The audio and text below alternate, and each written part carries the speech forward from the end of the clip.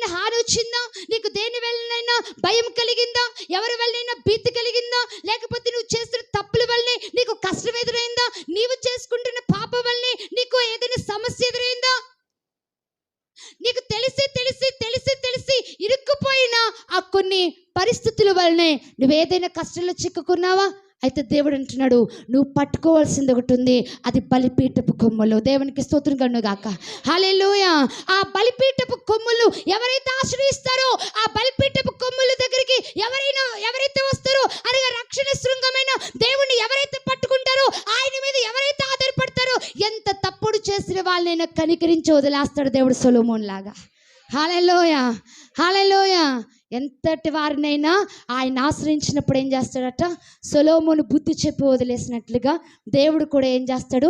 హెచ్చరించి బుద్ధి చెప్పి వదిలేస్తాడు. ఆ మాత్రాన్ని మళ్ళా తప్పులు